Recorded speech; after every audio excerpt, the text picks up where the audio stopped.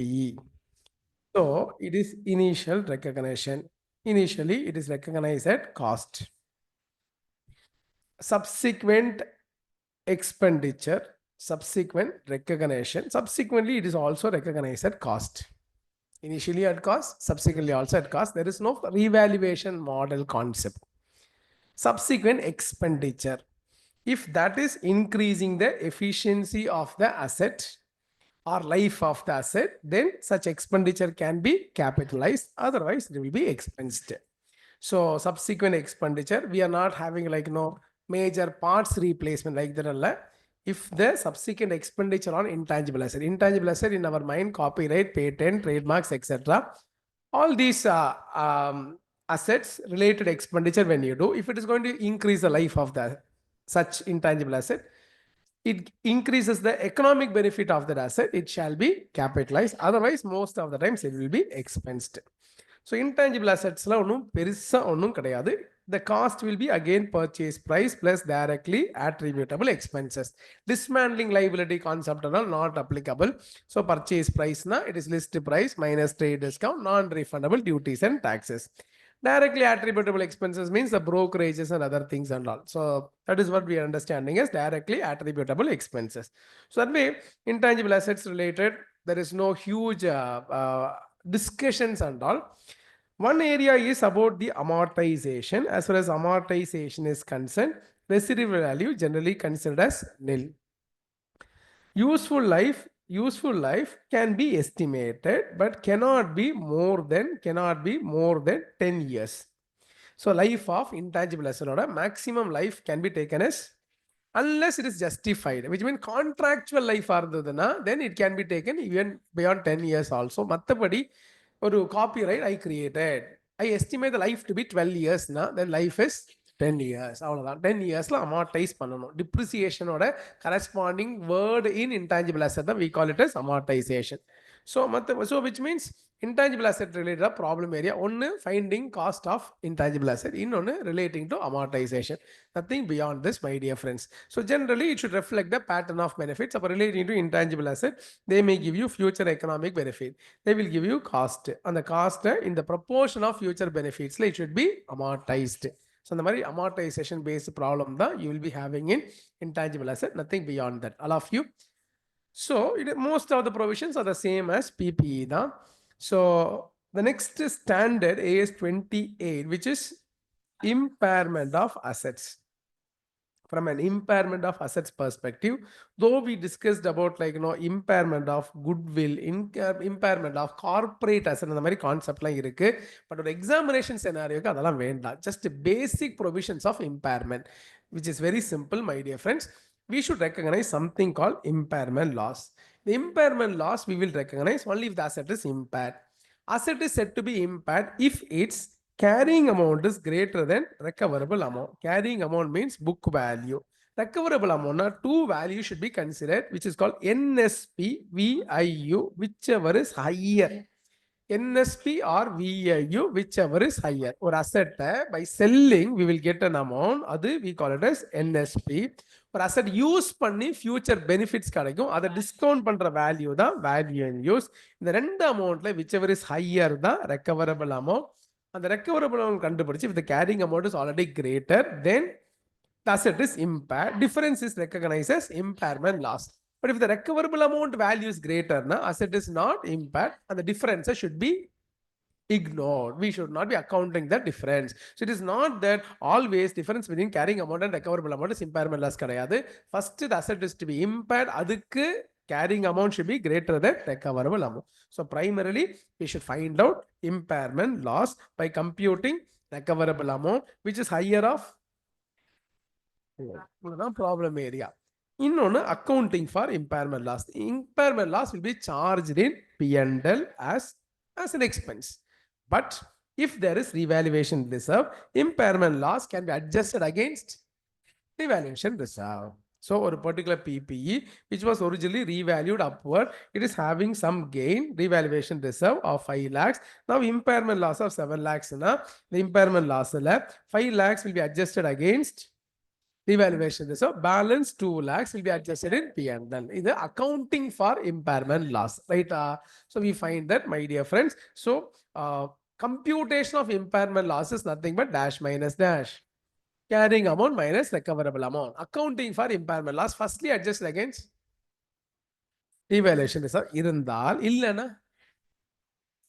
அப்ப the revaluation reserve இருக்கா இல்லையான்னு question should tell. But sometimes question will tell that, so 3 years back we had revalued upward. There was balance in revaluation reserve. But the same amount of revaluation reserve need not be exist even today. Because AS10 ஒரு provision இருக்கு. என்ன provisionனா, அந்த related provision now only will have relevance. What provisionனா, there is a PPE whose life was 10 years, which was having a cost of 100 lakhs, revalued upward by 20 lakhs. So increased by 20 lakhs. It is 120 lakhs. Revaluation reserve 20 lakhs. Life 10 years, we will charge depreciation minus depreciation 10% or divided by 10. It is 12 lakhs. P&L will be charging depreciation of 12 lakhs. What is the option available to the companies now? The amount to the extent of excess depreciation can be transferred from revaluation reserve to general reserve. நான் சொல்றேன், நல்ல கவனிங்க, ஷார்ப்பா கிளாஸ்ல மட்டும் இருங்க. The amount to the extent of excess depreciation, amount to the extent of can be transferred from revaluation reserve to general reserve, which means இதுல instead of charging 12 lakhs in P&L, do some adjustment somewhere. எதுவும் சொல்லலை, இது பண்றது பண்ணுங்க. இப்போ இது பண்ணதுக்கு அப்புறம் one more thing what you can do na, 2 lakhs can be transferred from to general reserve அப்படின்னு transfer பண்ணலாம். அந்த 2 lakhs எப்படி வந்ததுன்னா excess depreciation. How do you got excess depreciation na? It's a difference between depreciation without revaluation and depreciation with revaluation or after revaluation. Revaluation பண்ணலனா depreciation would have been 10 lakhs. Revalue பண்ணதனால 12 lakhs. அப்ப the excess is 2 lakhs. அந்த அளவுக்கு every year you can transfer from. But that is not again mandatory, it's only optional. So அந்த மாதிரி அவங்க follow பண்ணியிருந்தாங்கன்னா, for example, suppose ஒரு 3 years இதே மாதிரி if they do na, then they would have transferred how much revaluation reserve? 6 lakhs. So balance in revaluation reserve 14 lakhs. Now that there is an impairment loss for this asset to the extent of 17 lakhs அப்படின்னு வந்தால், then அப்போ you should not tell revaluation reserve 20 lakhs இருந்தது இப்போ இல்ல. What is existing today is only 14 lakhs. அப்போ 14 lakhs அளவுக்கு will adjust against 3 lakhs will be adjusted in P&L. So revaluation, impairment loss computation, அதுக்கப்புறம் impairment loss accounting treatment. இதுதான் only problem area that you should be remembering from the standard. Class only we have taught so many things. This much we should be knowing. How to compute impairment loss? First, asset is impaired only if the greater than recoverable amount. அதுக்கு first you should find out which is or VIU, whichever is higher. NSP, VIU, generally both will be given. Sometimes they will give you sale price, selling expense, deducted, you will get. Similarly, value in use, most of the times, 99% they will give you. Sometimes they will give you cash flow. You should discount it. Using the present value factor, you should discount it. You will get. So cash flow, what a discounted value da? Cash flow, discounted value da, VIU. NSP into the today's selling price minus today's selling expenses. That's net selling price. Future cash flows order. Discounted value na, value in the asset use பண்ணி futureல you will get lot of cash flows.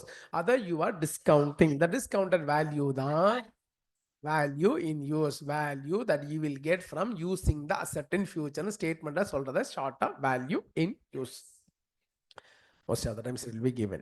So this much only you need to be aware from AS 28 for solving a problem. Understood? So my dear friends, imagine, so it is like this. There is an asset cost which is 200 lakhs. Cost in 200 lakhs. Now residual value, it is 20 lakhs. Residual value 20 lakhs. Life, my dear friends, it is 8 years. Life, it is 8 years. Now, at the end of year 2, asset was revalued upward by 15 lakhs. At the end of year 2, asset was revalued upward by 15 lakhs.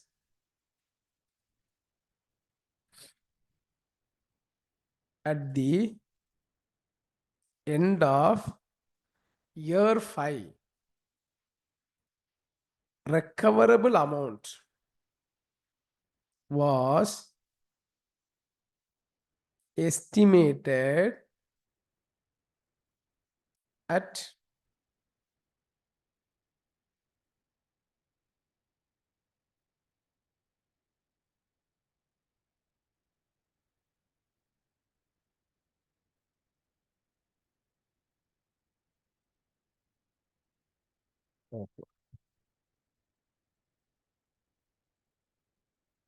recoverable amount was estimated at 48 lakhs.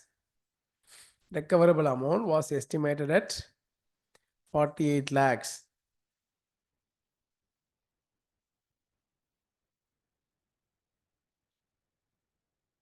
Compute depreciation for year 2, year 3,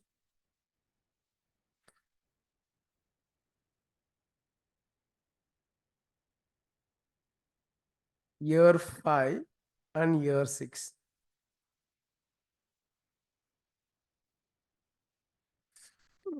ஒரு வருஷம் மட்டும் இல்லை. Year 2 to year 6 depreciation.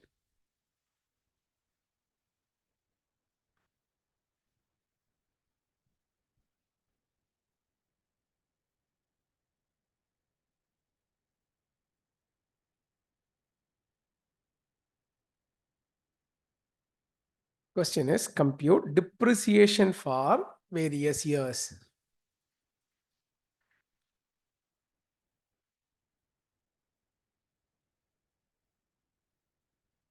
Cost 200, residual value 20, life 8 years. At the end of second year, asset was revalued upward by 15 lakhs.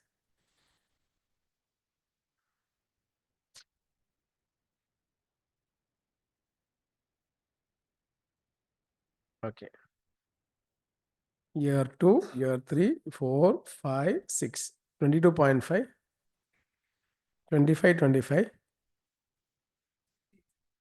16, 16.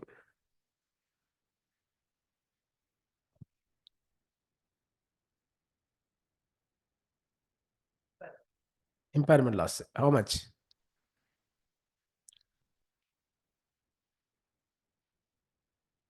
இதுதான் depreciation for various years. Now, friend has calculated 72.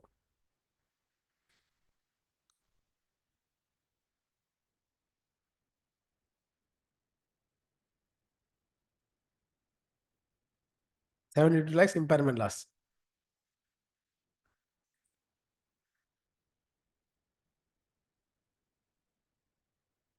It means 120 brought to 48.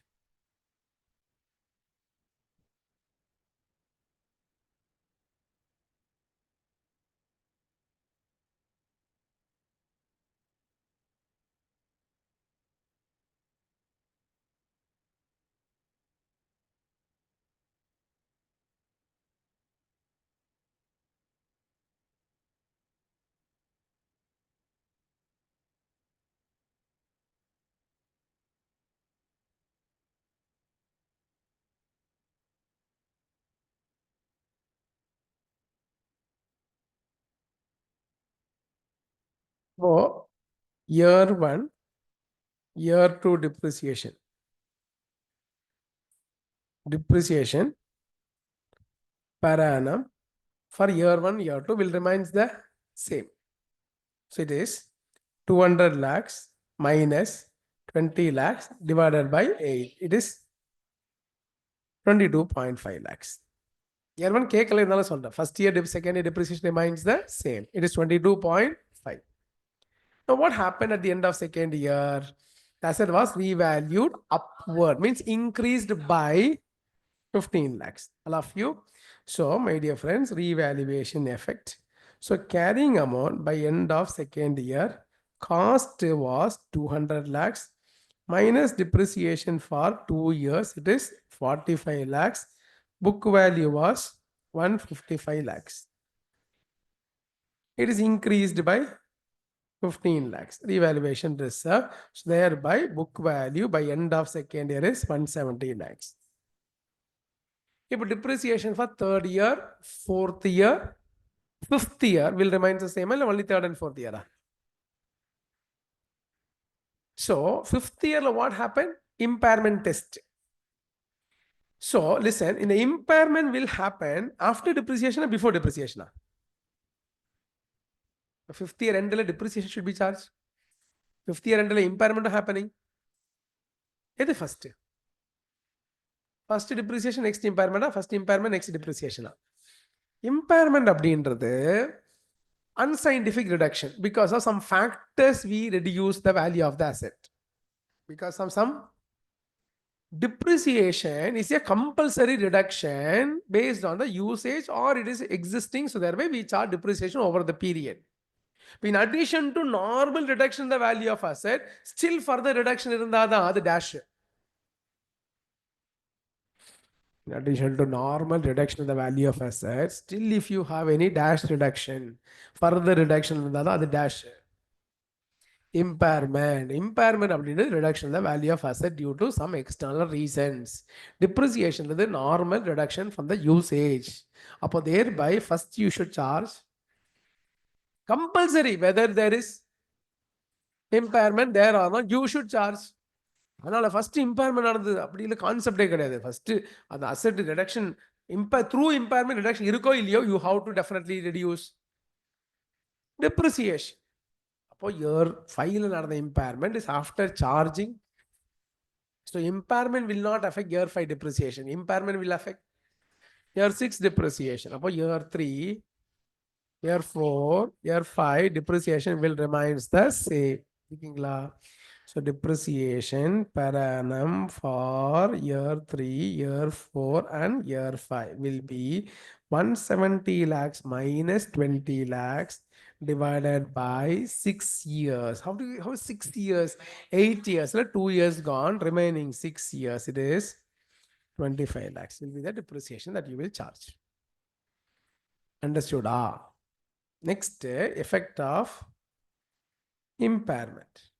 அதுக்கு my dear friends, carrying amount by end of second year was 170 lakhs. Then you charge depreciation for 3 years, which is 75 lakhs. Thereby carrying amount is 95 lakhs. Carrying amount by end of year 5 is 95 lakhs. The amount you charge depreciation computed based on the depreciable amount. But reduction of depreciation is not from the depreciable amount. Depreciation deducted from the carrying amount, cost, not from the depreciable amount. Depreciation is computed based on depreciable amount. Break அப்புறம் கொஞ்சம் நல்லா கவனிப்பா. Depreciation is computed based on depreciable amount. Depreciation deduction from the carrying amount of the asset. So thereby first year depreciation 200 lakhs is the cost.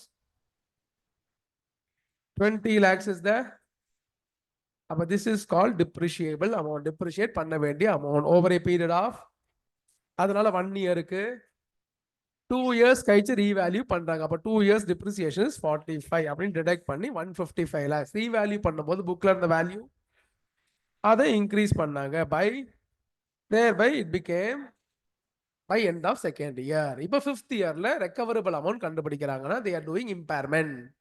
Suppose 3 years, year 3, year 4, year 5 depreciation to be found out, which is 170 minus 20. அது அப்படியே தான் 8th year endல I will get back 20 into the residual value. So depreciable amount is 150. Depreciable amount is 150. Depreciable amount means the remaining carrying amount minus residual value, which is depreciable amount over a period of, so that way depreciation for 1 year is 25 and 3 years over, thereby 75. So it is 95 lakhs. Now recoverable amount is 48 lakhs. So thereby you compute impairment loss of 47 lakhs. 95 will be reduced to 48 by reducing by 47. அடுத்தது depreciation for year 6 இருந்ததுன்னா இனிமே the amount is 48 lakhs minus 20 lakhs divided by 3 years, totally 8. அதில் 2 போச்சு, அப்புறம் 6, 6ல ஒரு 3 போச்சு, balance 3 years. இப்போ first second year முடிஞ்சதா, இப்போ 3, 4, 5 ஓவர். நம்ம இப்போ டிப்ரிசியேஷன் சார்ஜ் பண்ணது year 6, year 7, year 8. So totally 3 years. It is 9.33 lakhs. Year 6 onwards, depreciation will be 9.33 lakhs. Revaluation, impairment, government grant refund, government grant receipt, இப்போ எல்லாம் value of asset adjust ஆகும். Value of asset adjust ஆச்சுன்னா depreciation will change. Depreciation பல சாப்டர்னால change ஆகும். Change பண்ணும்போது ஒரே ஒரு ஞாபகம் வச்சுக்க வேண்டியது prospective effect by considering remain. இன்னும் என்ன பாக்கி இருக்கு டிப்ரிஷியேட் பண்ண, இன்னும் எவ்வளவு லைஃப் இருக்கு. ஸோ அதுக்கு what is book value existing today you should no. இன்னும் என்ன டிப்ரிஷியேட் பண்ண வேண்டியிருக்கு, நடந்ததெல்லாம் மறந்துரு, இன்னும் என்ன டிப்ரிஷியேட் பண்ண வேண்டியிருக்கு, what is to be, that is what we understand. So that is how we calculate it. Understood? Anyway, now coming to AS 28 part. So there is an impairment loss of 47 lakhs. Now, way to adjust this, if the company had followed the option of transferring to revaluation reserve, then you will not be having 15 lakhs as it is. You will have how much?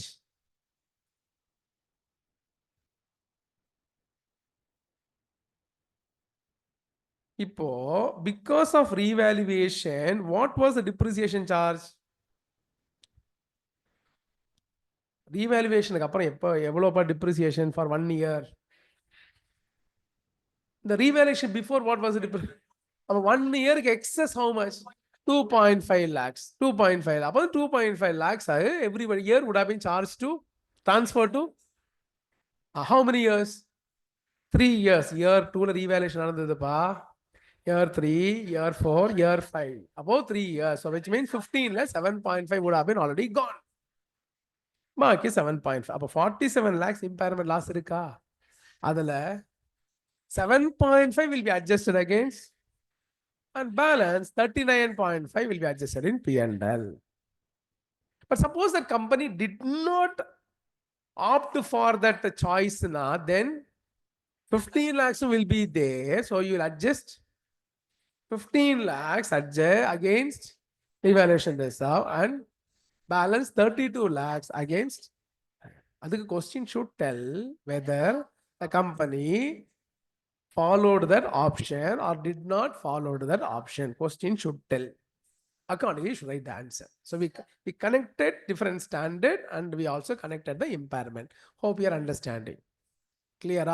AS 28 maximum idan question. One, recoverable amount comparing with carrying amount and finding the difference as impairment loss. Recoverable amount is highest of NSP VIO, this knowledge, that's all. Then treatment of impairment loss. First adjust against revaluation reserve. Adukku you may have to know what is the balance available in. Balance will be adjusted in P&L. This much only AS 28 you should know. Maybe in the classroom they would have taught at 8 to 9 hours for so many things. The corporate asset, goodwill, bottom up test, top down test, adella forget. Just this area you remember for solving exam. All of you. So by AS 26 and AS 28 we have completed, my dear friends.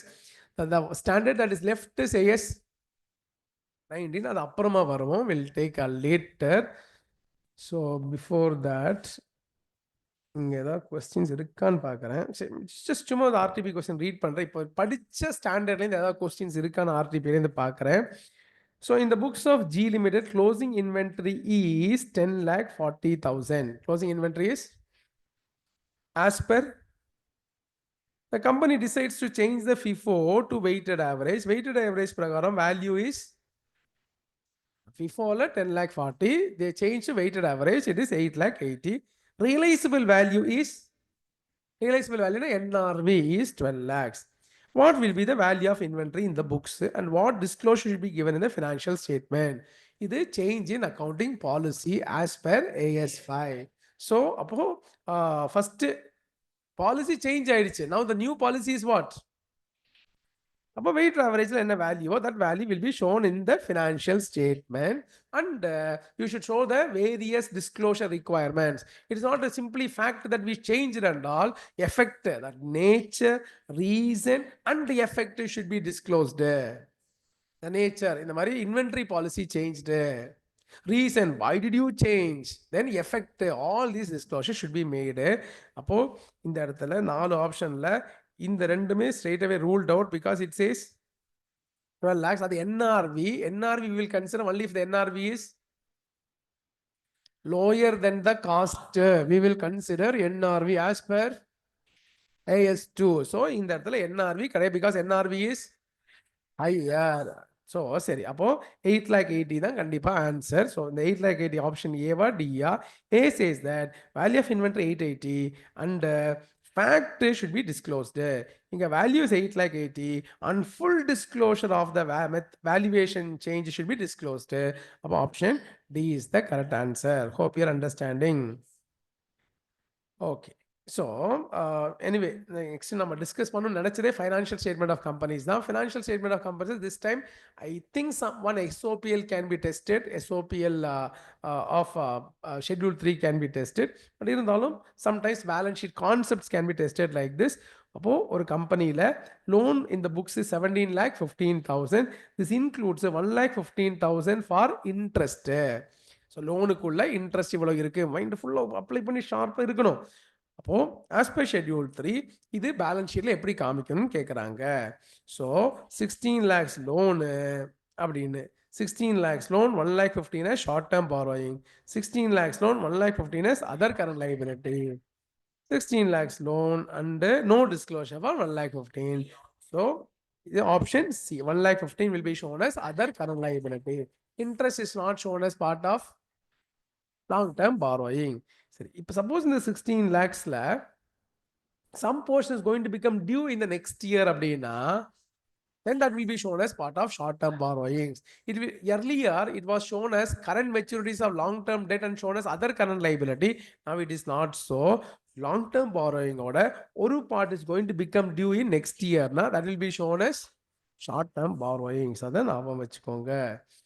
So next, most of the products byproducts and scrap material by the nature are immaterial, thereby they are measured at dash. Byproducts scrap எல்லாம் measured at dash. NRV, so அது NRV ல measure பண்ணி will be deducted from the cost of joint products, then only the net cost will be apportioned in the proportion of. So இதெல்லாம் டக்குன்னு இந்த concept மைண்ட்ல வந்து answer பண்ணணும். So AS1 the theory segments தான். So raw material valuation. So raw material A closing balance is 700 units. Cost price including GST 280. The input tax credit available 25. Freight inward, handling charges, replacement cost. Finished goods B closing balance 1800 units. Material, labor, overheads, variable overheads. Total fixed overhead is 3 lakh 60. Normal capacity is 36,000 units, while actual production is 30,000 units. So calculate the value of closing stock when NRV of finished goods is 500, NRV is 380. First, NRV oda cost price let us find out. So direct cost it is 400 rupees. Fixed overheads will be allocated based on whichever is higher. So 36,000, 30,000, 36,000. About 3 lakh 60 divided by 36,000. It is 10 rupees. About 400 plus 10. 410 is called cost of finished goods. Above finished goods order NRV 500, cost 410. It is valued at 410. And if finished goods order NRV is equal to or greater than cost price of finished goods, then raw material will be valued only at cost. அப்போ raw materialோட NRVக்கே போக வேண்டாம், raw materialோட cost மட்டும் போரும். Raw material valuation is dependent on finished goods order value. So thereby 280 includes GST. Adala 25 recoverable. Appo it should be excluded. So it is 255. Freight inward. You don't directly attributable expenses, which is about 310. It will be strictly valued at, even though NRV is lower, we will not consider the NRV because finished goods or NRV is more than the cost price of finished goods. But அதுவே if NRV of finished goods is 380 na, then inga cost 410, NRV 380. So finished goods will be valued at 380. Not only that, raw material 310 or 200, whichever is lower, 200 la value பண்ணணும். Understood? இது AS2 ஓட principle.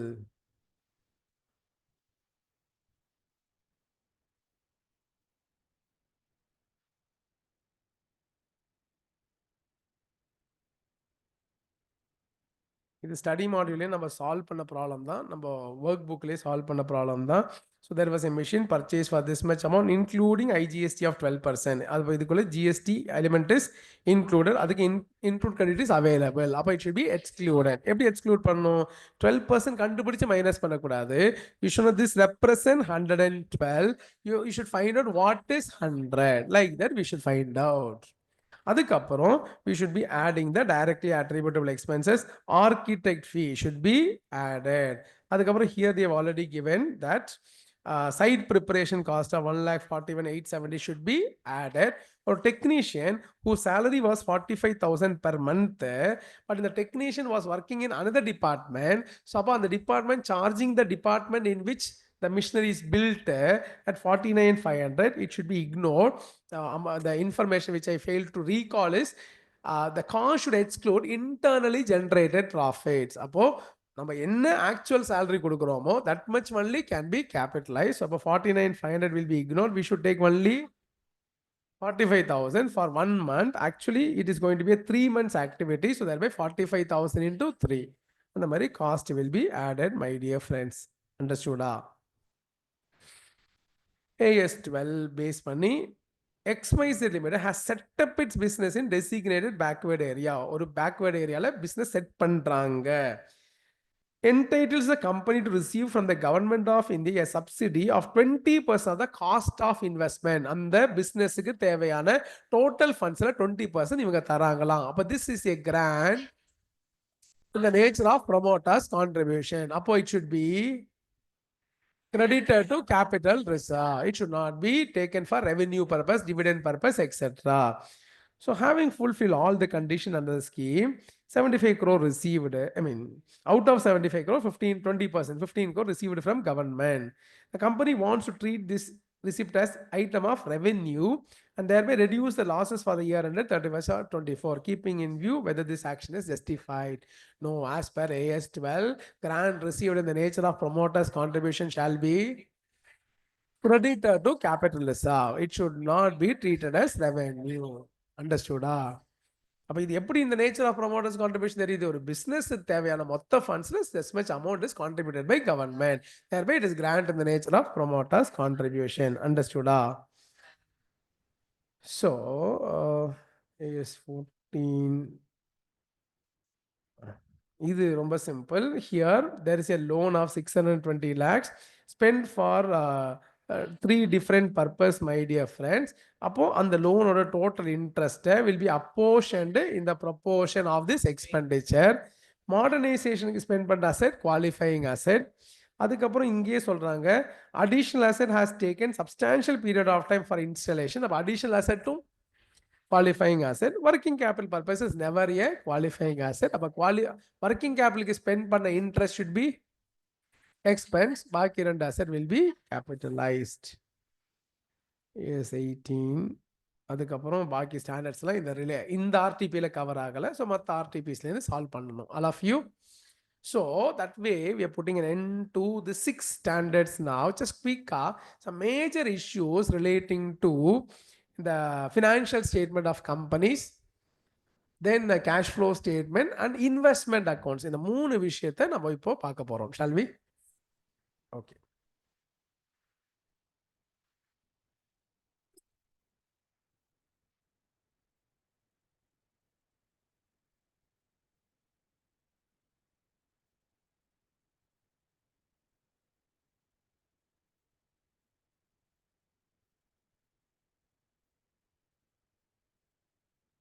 From the financial statement of company's perspective, from classroom angle, we have already discussed there are two problem areas only. One is dividend, another one is schedule 3 presentation. But dividend பொறுத்தவரை, the major area is paying dividend out of reserves, payment of dividend out of reserves.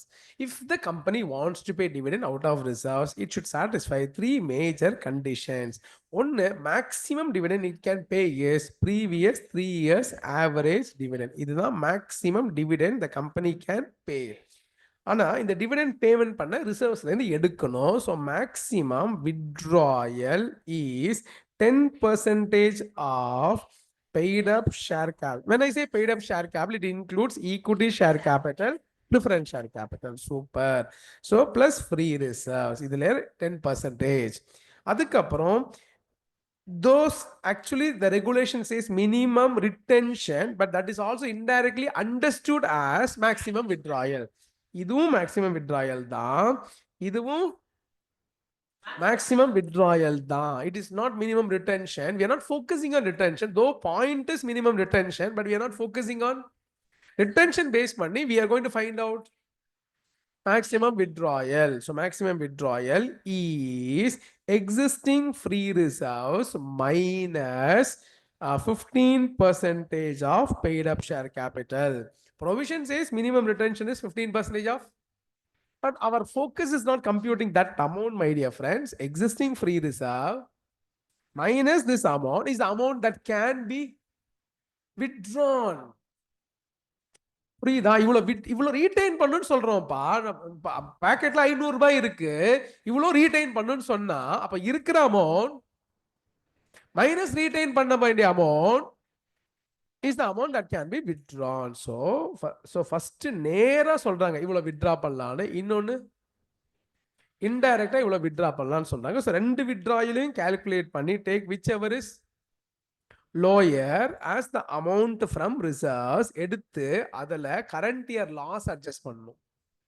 current year balance தான் available for dividend. அது maximum dividendக்கு கம்மியா இருந்தா அப்போ இந்த amount தான்.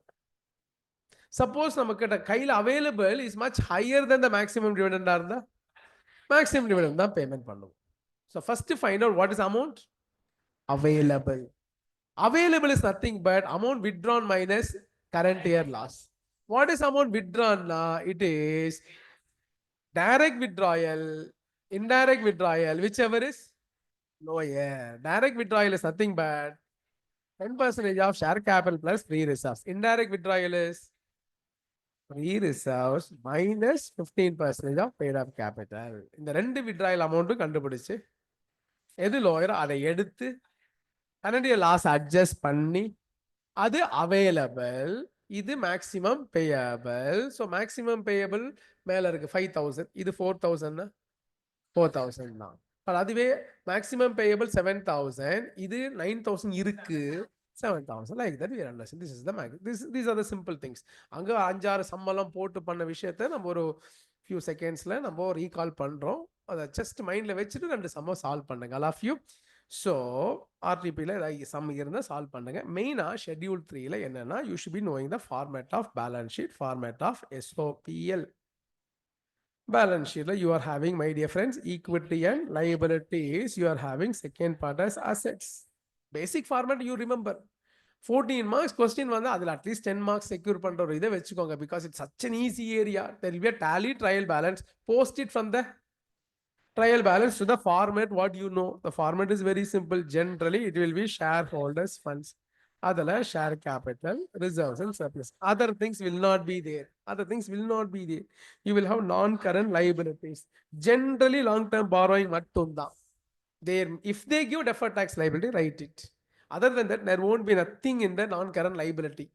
So then you will have current liability. You will have trade payable, short-term borrowings, trade payable, other current liability. Sometimes short-term provision also. இதில் நாலுமே வர chances இருக்கு. Provision for tax, dividend payable no number இருக்கு. Other current liability, salary payable, other current liability, creditors, bills payable, trade payable, bank OD, short-term borrowings, bank OD இருந்தாலே demandனா அது always cash credit, short-term borrowings. Understood? So suppose there is a term loan அப்படின்னா term loan அப்படின்னா அது non-current liability, long-term borrowing. Unless they mention it is always a long-term borrowing. Term loan is not short-term. But otherwise, some portion is going to become mature in the next year. Then it is, suppose my dear friend, total loan payable 10 lakhs. Otherwise, this year I should have paid 1 lakh. Next year I will be paying 1 lakh. This year end I should have paid. Next year end I should pay. And similarly, every year 1 lakh. How this will be shown? How this will be shown? இது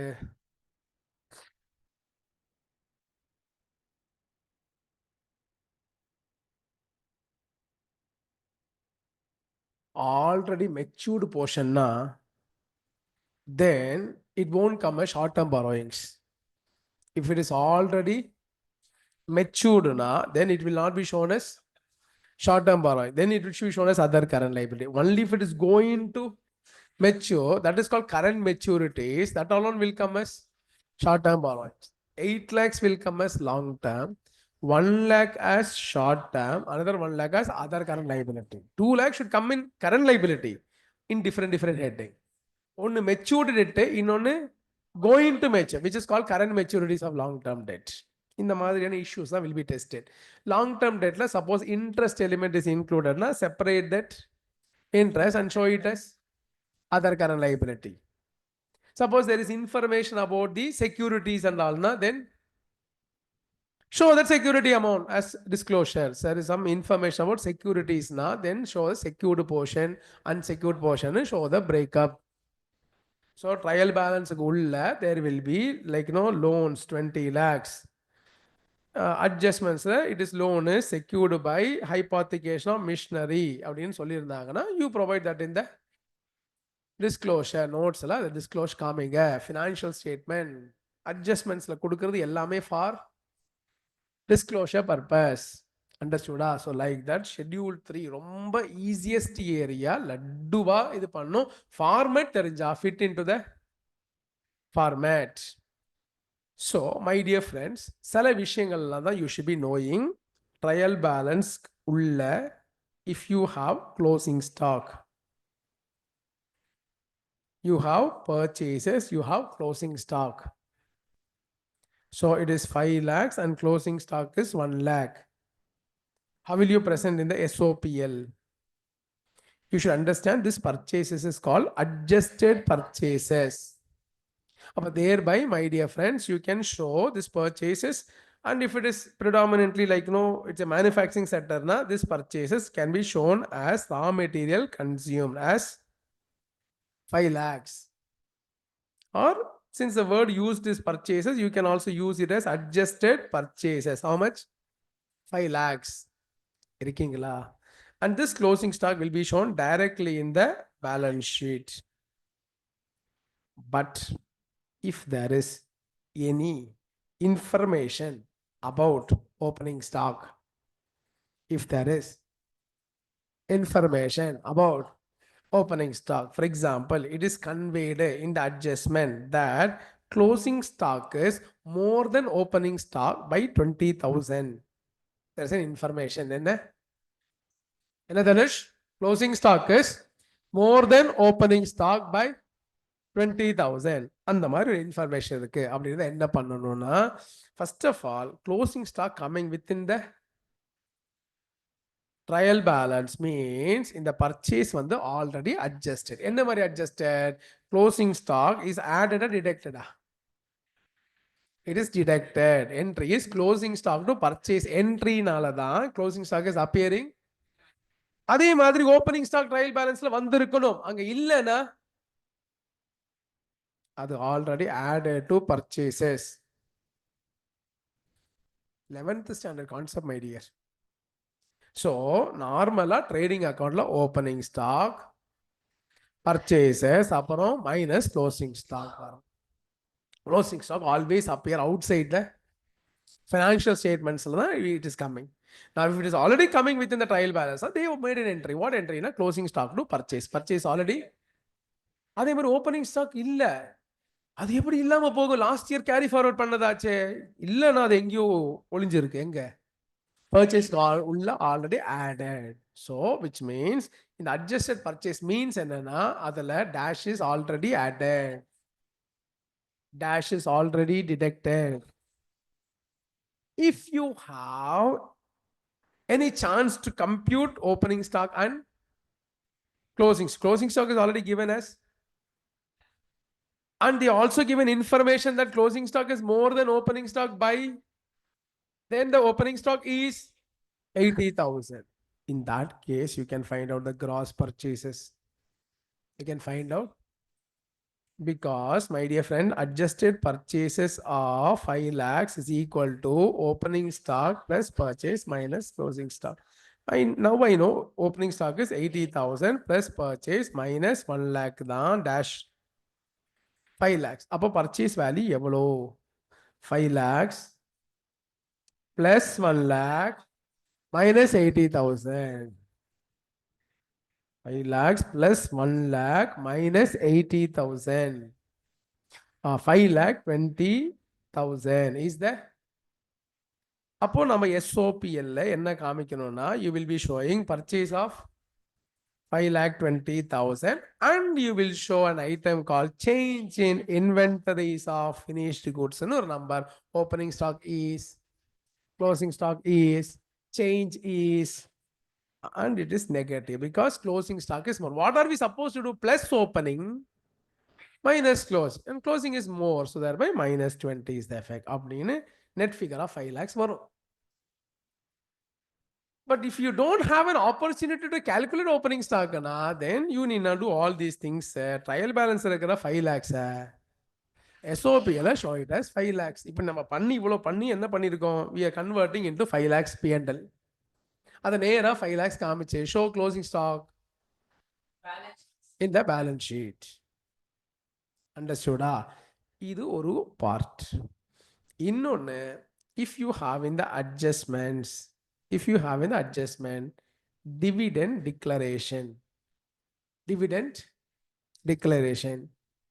most of the time 99.99% they will give you the date, and if that date happens outside the balance sheet ஆயிருந்தா, if it is happening outside the balance sheet ஆயிருந்தா, simply ignore it.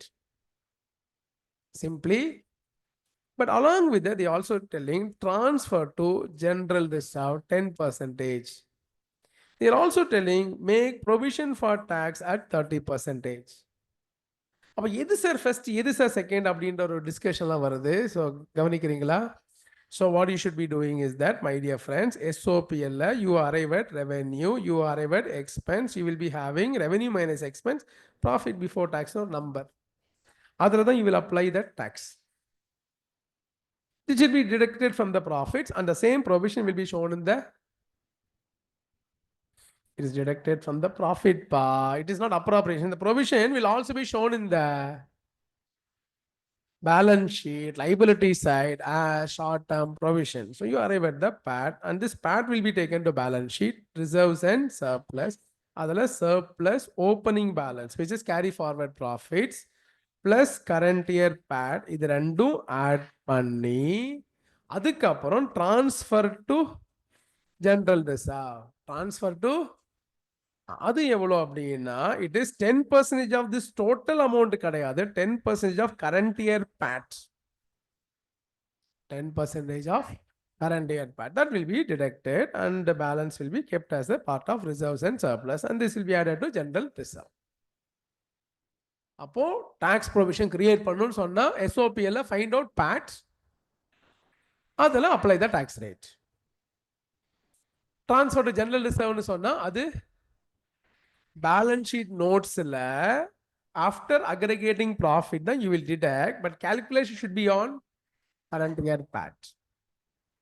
Suppose by chance if they say dividend declared on 31st March at 10%, so now the 10% should be applied on the share capital, not on the profits.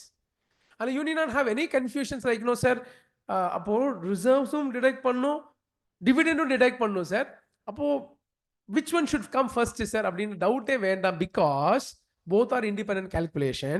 One is on profit, another one is on share capital. But if the dividend is happening after the balance sheet date, the dividend adjustment shall be ignored. These are the other things that you should be remembering, my dear friends, all of you.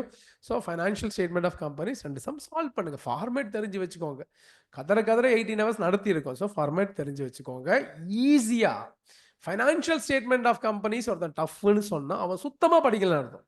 ஒரு format, ஒரு fundamental format, equity and liability, assets, அதுல என்னென்ன இருக்கு, trial பேலன்ஸ்ல இருக்குது, இது என்ன heading sub heading தெரியணும், அது ஹெட்டிங் சப் ஹெட்டிங் தெரிஞ்சு primary adjustments like this only my defence.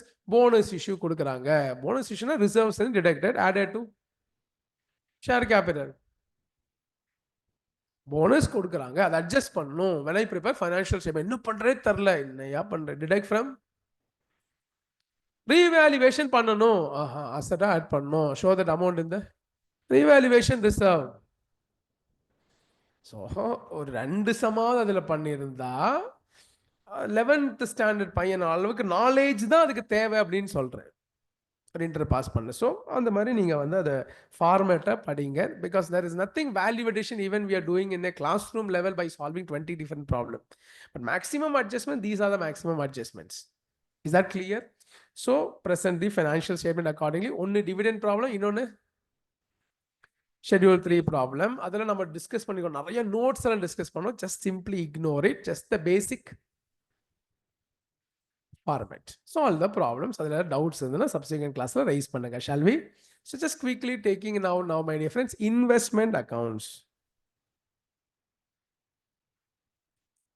We discuss this chapter from 2 aspects. இந்த சாப்டரை, இந்த டாபிக்கை 2 ஆஸ்பெக்ட் டிஸ்கஸ் பண்ணினோம். ஒன்று, we discuss from AS 13 perspective, we discuss from the chapter investment account, that is accounting perspective. So every standard doesn't convey accounting entries and all. Every standard was conveying only the broad principles, rules for measurement and all. இந்த standard அப்படிதான் சொல்லுது. But நம்ம study மாடியூல்ல in addition to the principles they are also covering about journal entry and preparation of ledger account. Thereby we consider in our classroom this as a separate chapter.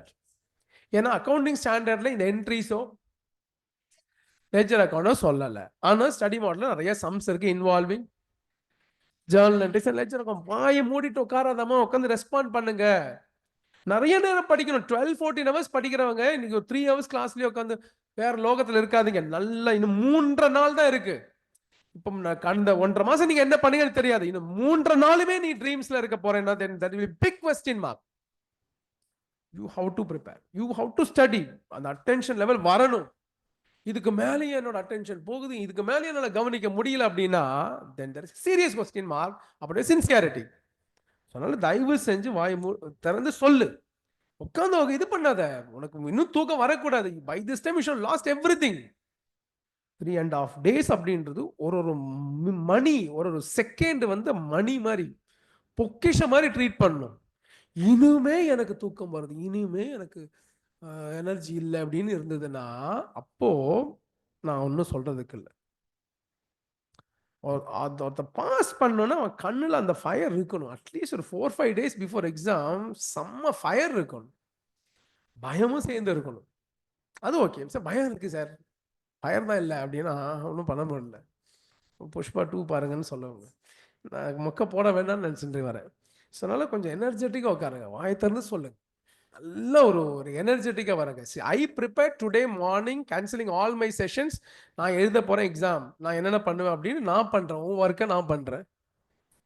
அப்போ உனக்கு அது வரலன்னா அப்புறம் நான் இதெல்லாம் பண்ணுறது வேஸ்ட்டாக போயிடும் அப்படின்ற மாதிரி ஒரு ஃபீல் வருது. ஸோ அதனால நல்ல ஒரு எனர்ஜெட்டிக்காக இருங்க. ஸோ ஒரு யோசி பாருங்க, ஐ மீன் அட்மின்ட்ட கேட்டு பாருங்க. ஸோ மெனி ரிசோர்ஸஸ் ஐ கேதர்ட், எல்லாம் கேதர் பண்ணி ஒன்று அனலைஸ் பண்ணி ஓகே இது இந்த மாதிரி கொஸ்டின், இந்த மாதிரி கொஸ்டின். ஸோ ரிவிஷன் கிளாஸ் அப்படின்னா இந்த எக்ஸாமில் என்னெல்லாம் வரும், ஆர்டிபியிலேருந்து அந்த கொஸ்டின்ஸ் வந்தது, அந்த கொஸ்டினை மைண்டில் வச்சு தான் கான்செப்டே சொல்கிறேன். இப்போ நான் சொல்கிற கான்செப்ட்ல சும்மா வந்து ஏதோ கிளாஸில் பண்ணது கிடையாது. இந்த கொஸ்டின்ஸ் எல்லாம் என் மைண்டில் ஓடிட்டு இருக்கு, இந்த ஆர்டிபி கொஸ்டின்லாம் பின்னாடி ஓடிட்டு இருக்கு. பட் அது ஃபுல்லாக என்னால் சால்வ் பண்ண முடியல. அப்படின்னா இந்த 3 ஹவர்ஸில் 4 கொஸ்டின் தான் சால்வ் பண்ணுவேன். I can complete 7 standards. But every discussion is bearing those questions running in my mind. I'm staying so focused. Cold இருக்கு, இது இருக்கு, இருந்தாலும் எனர்ஜி லெவல ஒரு செகண்ட் கூட டிராப் இன் ஆகக்கூடாது. 2 to 5 is a very dangerous timing. அதையும் தாண்டி எனர்ஜி கொண்டு வரணும்னு அப்படி இருக்கும். என்ன interest? Extra money, extra fame எதுவுமே கிடையாது, நீ பாஸ் பண்ணுன்றதுக்காக. அந்த இன்ட்ரெஸ்ட் உனக்கும் இதே மாதிரி எனர்ஜி வரணும் அப்படின்னு சொல்றேன். லாஸ்ட் 3 days அப்படின்றது இவ்வளோ எனர்ஜி இருக்கணும். Anyway, coming back to this, my dear friends, so it is not that I am coming here 3 மணி நேரம் ஸ்பெண்ட் பண்ண கிடையாது. காலையில் உட்காந்து புக்ஸோட தான் உட்காந்துட்டு இருக்கேன். இன்டர்மீடியட்டோட பாஸ்ட் 3 எக்ஸாமினேஷன், 3 ஆர்டிபி, 4 எம்டிபியோட உட்காந்துட்டு இருக்கேன் மார்னிங்லேருந்து. வேற பொழப்பே இல்லாமல். ஏன்னா நான் எக்ஸாம் எழுத போகிறேன் அப்படின்னு ஒரே ஒரு மோட்டிவோட ப்ரிப்பேர் பண்ணிட்டு இருக்கேன். ஸோ டயர்ஸவே வரவே கூடாது. ஸோ அப்போ இந்த ஏஎஸ் 13ல நம்ம யூஸ்வலி பல விஷயங்கள் படிச்சிருக்கோம். Purchase of investment, sale of investment, in between it be shown in the balance sheet. Balance ஷீட்ல காமிக்கிற வேல்யூ அசர்டைன் பண்ற எக்ஸசைஸ் தான் வேல்யூவேஷன். இந்த valuations depending upon different type of investment, அதுக்கு பேரு கிளாசிஃபிகேஷன். கிளாசிஃபிகேஷன் டிஃப்ரெண்ட் கேட்டகரிஸ், அதை நம்ம சப்சிக்வெண்டா ரீகிளாசிஃபை பண்ணோம். Like the totally 5 accounting issues we have in AS 13. Initial recognition, classification, valuation, reclassification, disposal அப்படின்னு 5 accounting issues. Initial recognition, investments initially recognized at cost.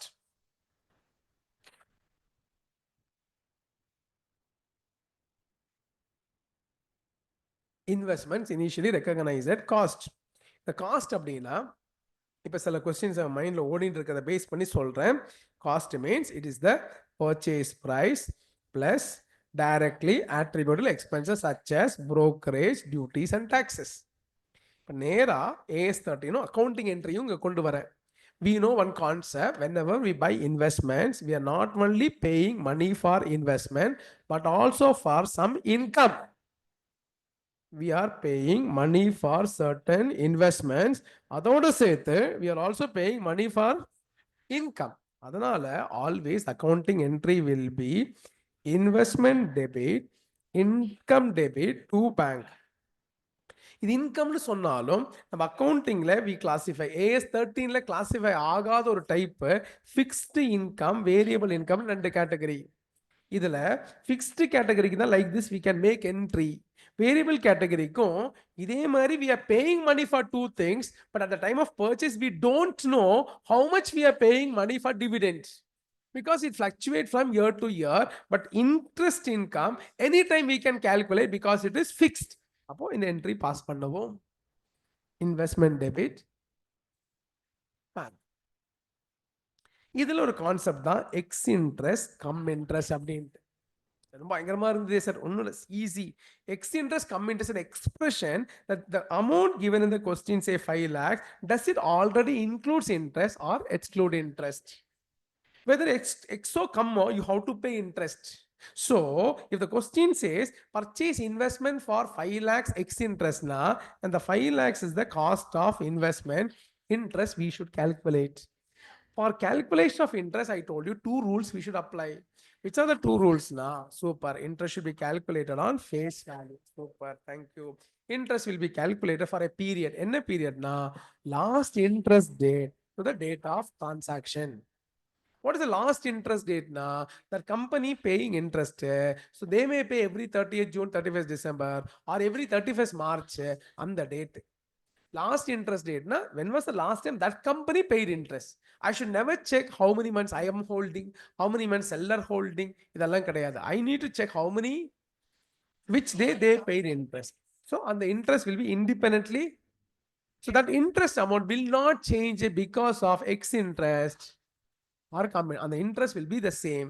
So you write that amount of interest which is independently calculated. Together you will write against bank. So suppose interest is 30,000 now, you will writing 5,30,000 investment debit,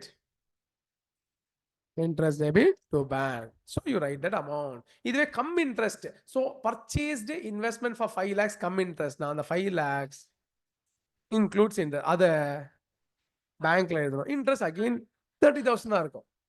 Exo comma interest amount remains the same. So this will be 4,70,000. The RTP like put the question example of the confusion for a chance and it has given brokerage at say 1% on all transactions. Brokerage at 1% on. In one problem, it is given as purchased for X interest 6 lakhs. In another transaction, purchased for come interest 8 lakhs. Either interest value 30,000, either interest value say 40,000 vechipom. What is the brokerage for this transaction? What is the brokerage amount? இதில் எவ்வளோ brokerage?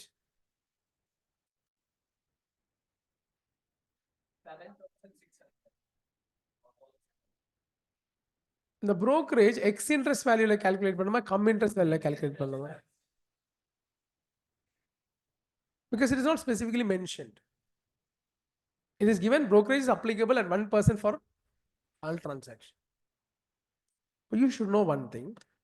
Brokerage should be calculated on the amount how it is expressed in the question. So purchased for 6 lakhs X interest na market le quote agra price is 6 lakhs X interest, you should calculate on 6 lakhs. Innor transaction purchased for 8 lakhs come interest na calculate on 8 lakhs. 8 lakhs to 1%. And the transactions eppadi quote ஆகுதோ, which means எப்படி express ஆகுதோ அந்த அமௌண்ட்ல அப்படியே 1%. Cum interest டிரான்சாக்ஷன்ல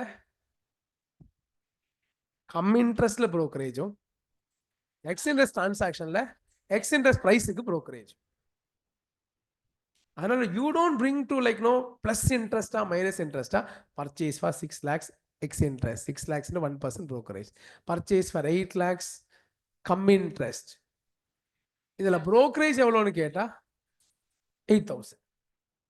you should not say like no இல்லை sir ரெண்டும் match பண்ணோன்னா இதில் இன்ட்ரெஸ்ட் மைனஸ் பண்ணி பாக்கி போர்ஷனுக்கு தான் brokerage தருவேன் அப்படிலாம் கிடையாது. மார்க்கெட்டில் என்ன ப்ரைஸ் கோட் ஆகுதோ அதுக்கு brokerage எதிர்பார்ப்பார். அது அந்தந்த மார்க்கெட்டோட டேர்ம்ஸ் பேஸ் பண்ணி சொல்றது புரியுதுங்களா? ஏன்னா that is the question which is there in this latest RTP. அப்போது அதை ஒரு தடவை அப்புறமா சால்வ் பண்ணி பாருங்க. ஸோ ஒரு டிரான்சாக்ஷன் 98 rupees, இன்னொரு டிரான்சாக்ஷன் 115 rupees. அப்போ இதுக்கு brokerage கால்குலேட் பண்ணும்போது 9,000 into 98 into 1%. அதே மாதிரி இங்க 12,000 115 into 1%. Like that we will calculate the brokerage. Understood? So that you remember, my dear friends. But balance other things and all you can easily understand. All of you. Upon the brokerage calculation ஒரு யூனிக்கா இந்த ஆர்டிபியில் இருக்கு. இந்த சம்மை மறக்காம solve பண்ணி பாருங்க. Anyway, coming back to this, my dear friends. அப்போ listen carefully. இருக்கீங்களா? அப்போ பர்ச்சேஸ் என்ட்ரி என்ன? Investment debit, interest debit to bank. அதுக்கப்புறம் sale entry wise, my dear friends, it is bank debit to investment to interest. Only thing is entry credit investment to the extent of proportionate book value or carrying amount. Interest again the same interest calculation. Every on face value, last interest date to the date of transaction, last interest date to the date of transaction. You will be calculating interest, and bank means proceeds. Difference is profit or loss on sale is the sale entry. அதுக்கப்புறம் இருக்க two entries, receipt of interest. Receipt of interest is bank to interest, transferring interest to P&L, interest to P&L account. இதுல no complication involved, because how much interest will you receive na? Whatever interest that company is paying, that interest I will be getting. I may be holding for 1 month, but that company is paying 6 months interest, I will get 6 months interest. Though I am holding only for, doesn't matter, because I would have paid 5 months interest at the time of purchase. So this is a core concept, my dear friends, based on this fixed income bearing security. இதுல ledger postingல நம்ம என்ன பண்ணுவோம்? I told you basic ledger அப்படினா date, particulars, amount on either side. Date, particulars, amount on either side. But actually two accounts are there. One investment account, one interest account.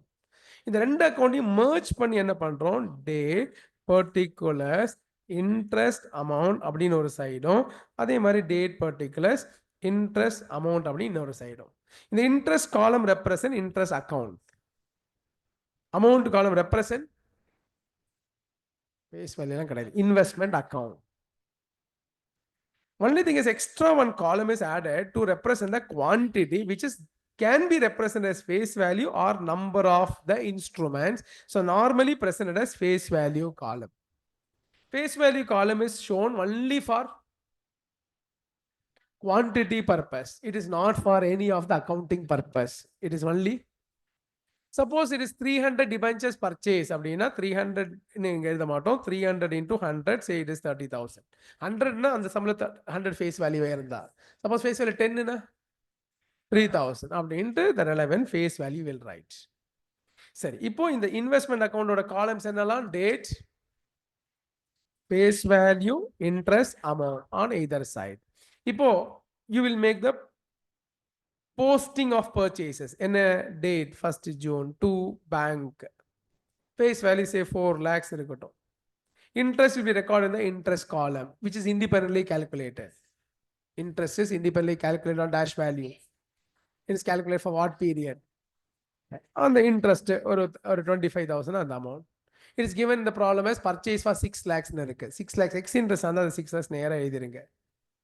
இது கம்மி interest on the 6 lakhs minus interest, you will write in the amount column. That's all. This is how you'll be posting a dash entry for X interest and come interest. X interest posting, come interest purchase posting. Easily explain. The sale post பண்ணும்போது சேலுக்கு journal கேட்டா வேற, ledger கேட்டா வேற. என்ன ledger கேட்டா listen பண்ணுங்க. Sold some 3,000 debentures அப்படின்னா by bank 3 lakhs face value, calculate the interest independently on 3 lakhs, calculate interest for last interest date to the date of transaction. Interest is independently calculated, so your interest calculate பண்றோம். It is given in the problem as sold for 3,40,000 X interest na, write 3,40,000 directly here. What you are writing is carrying amount of sale value. Sale value. What you are recording is sale value. Journal entry la da investment is credited with proportionate carrying amount. On a ledger la you are posting the, prepare a separate working note for finding profit or loss on sale, where you take sale value as 3 lakh and you will find out proportionate carrying amount by applying either FIFO or weighted average. FIFO na first purchase investment, first sold. அப்போ இந்த இடத்துல you are selling suppose 3,000 debentures na, அது first available investmentsல இருந்து sold. இல்ல sir அதுல 2,000 தான் இருக்கு அப்படின்னா அது ஃபுல்லாவும் அடுத்த பர்ச்சேஸ்ல ஒரு 1,000. Like that you should apply the FIFO concept. இருக்கீங்களா? So like that will find out proportionate. இது FIFO. வெயிட்டட் ஆவரேஜ்னா how to find out? Total cost divided by total number of debentures into Number of debentures sold will give you proportion carrying amount by using weighted average. Online friends இருக்கீங்களா, கவனிக்கிறீங்களா? Okay, so like that, find out proportion carrying amount. You will be getting profit or இப்போ loss அப்படின்னா அதோட posting எப்படி? It will be posted as by P&L in the amount column. If it is loss, profit means it is to P&L in the amount column. Understood? By you posting this carrying, sale value and profit or loss, effectively it is getting converted into carrying amount. Effectively it is converted into carrying amount. எப்படி sir? இல்லப்பா, carrying amount of 3 lakhs sold for 3.54 lakhs, there is a profit of 0.4 lakhs. Carrying amount of 3 lakhs sold for 3.4 lakhs resulting in a profit of எவ்வளவு எழுதிருப்பீங்க? By பேங்க்ல sale value 3,40,000 and in the debit side you will write to profit 40. Effective பார்த்தா 3 lakhs. இதுவே 3 lakhs you are selling at a loss of 20,000, it is 2.8 lakhs. அப்போ you will write by bank 2.8 lakhs. அப்புறம் by P&L 20. Effective அங்க பார்த்தா 3 lakhs தான் right. ஆனா லெட்ஜர்ல posting பண்ணும்போது one more time my dear friends, sale பண்ணா by bank sale value by bank, but question it is given sold for 5 lakhs, come interest na and the amount minus interest you will write in the amount column. Question it is given as sold for 5 lakhs x interest na 5 lakhs. அப்புறம் separate working noteல இல்லப்பா interest எழுதணும். Okay, profit or loss on sale அதெல்லாம் sale value கொண்டு வந்து compare it with proportion carrying amount by determining, determined by using FIFO or weighted average. Understood? Profit na எப்படி post பண்ணும்? To P&L in the amount column. Loss na by P&L in the amount column. புரியுதுங்களா? அடுத்தது, see, you will also have opening balance posting. As far as opening balance posting is concerned, generally you will find opening balance consisting of only face value column and amount column. You will not have balance in the interest column. You will not have balance in the, but sometimes you will have balance in the interest column. எப்போ அப்படின்னா, let me make the point very clear. If there is a mismatch between interest payment and year ending, என்ன? Which means நான் investment பண்ற கம்பெனில every 31st December they pay interest. I prepare my financial statements by 31st March. அப்ப நான் financial statement 31st March close பண்ணும்போது I would have already received interest up to 31st December. அப்ப இன்னும் 3 more months interest is receivable. It is called accrued interest. ஆனால் அதுக்கு entry எல்லாம் pass பண்ணாமல் study model காமிக்கிற அதே ப்ரெசன்டேஷன் ஐ வாண்ட் டு ஷோன்னு கிளாஸ் ரூம்லேயே I told what we will டூனா அந்த 3 months interest will be shown as part of closing balance. The same will be there in the opening balance. So the opening closing balance, the interest column is nothing but dash interest, accrued interest. This accrued interest will arise only when there is mismatch between interest payment and so இந்த இடத்துல நீங்கள் note பண்ணீங்கன்னா this particular company are ஹரிஷ் closing their accounts by due date of interest every and 31st December. So there will be, there is accrued interest, so there will be opening and closing interest. Understood? அப்போ இதெல்லாம் தான் அந்த investment அக்கௌண்ட்ஸை நீங்கள் ஞாபகம் வச்சுக்கணும். Can I proceed? Okay. So 5:50 ஆயிடுச்சு, இன்னும் 10 minutes. என்ன அப்படின்னா, எனிவே நடத்துறதை நடத்திட்டோம். ஈக்விட்டி ஷேர்ஸ் இருக்குல்ல, ஈக்விட்டி ஷேர்ஸ் இதில் பர்ச்சேஸ் பண்ண entries investment to bank. Purchase of investment in equity share entries, there is no breakup of investment debit, interest debit to bank illa, there are investment to bank. Similarly, when you sell the investment, it is bank debit sale value, credit investment book value, difference is profit or loss. So purchase sale entry is very simple for purchase of equity shares. But when you receive the dividend, when you bank to dividend entry pass பண்ணுவோம்ல, இந்த டிவிடெண்டை we should classify into pre-acquisition, post-acquisition. When you receive the dividend, full dividend நமக்கு தான், but we classify that into pre-acquisition dividend will be treated as recovery of cost of investment, thereby credited to investment account. Post-acquisition will be treated as our own income and will be treated as P&L. But how do you classify? Two information. Simple two information. Confusion இல்லை. ஏதோ பயங்கரமான நடத்துறேன். ஒன்றும் இல்லை. When you get dividend, definitely the dividend should have a period. That is called dividend period. Dividend in the period. In the date லேருந்து இந்த date வர இருக்கிற இன்கம்னு question should tell. Then check when did you buy the investment. நீங்க வாங்குனது வேற period sir. If I purchase in the subsequent period 23 24 25 தான் நான் ஷேரே வாங்கினேன், will I get this dividend? I will get, because the company will pay dividend to the person who is holding the share at the time of payment. So this year dividend they are paying in the subsequent year. At the time I am having. But last year I was not having. அப்போ இந்த மொத்த dividend pre-acquisition. Understood? But இதுவே நான் share வாங்கினது a period prior to this 20 to 23 share வாங்கிட்டேன். இது ஃபுல்லா post acquisition. இதுவே suppose I purchase the shares somewhere in between this dividend period, 1st July 23 நான் ஷேர் வாங்கினேன், and the dividend is for the year 23-24. So 3 months is pre, 9 months is post. So by considering two information, which two information? Dividend period very clearly will tell us what is pre and what is post. Pre என்ன பண்ணும்? அப்ப amount columnல எழுதணும். அதுவே போஸ்ட்னா income காலம்ல எழுதணும், dividend காலம்ல எழுதணும். அண்டர்ஸ்டுடா? Suppose you don't have clarity about whether it's pre or post. You're not having clarity because there is no adequate information. And the dividend period, எந்த period they have not told. It is simply given dividend received or dividend paid. அது full post.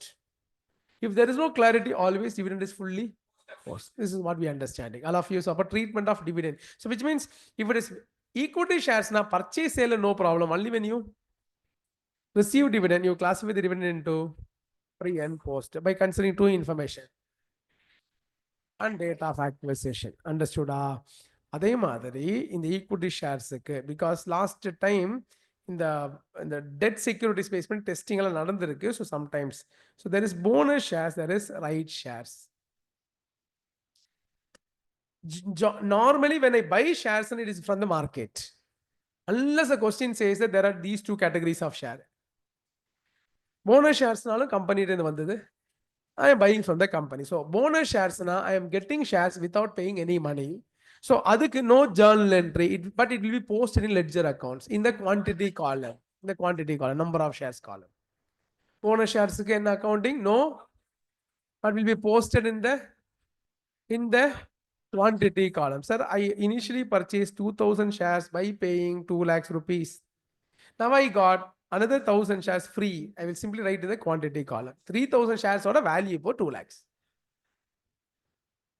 Next, my dear friends, suppose if I am getting right shares, they are telling that, see, you are having already 3000 share, 1:1 rights, which means you are having an eligibility to buy another 3000 shares by paying for each share 15 rupees or 150 rupees.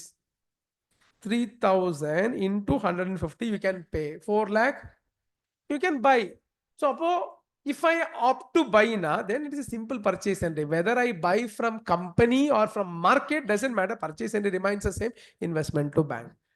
So thereby it is 3000 அப்படின்னு 4 lakh 15 எழுதுவேன். But if I suppose I don't have this money, I am telling my friend will buy, and on the friend lane I am getting some income.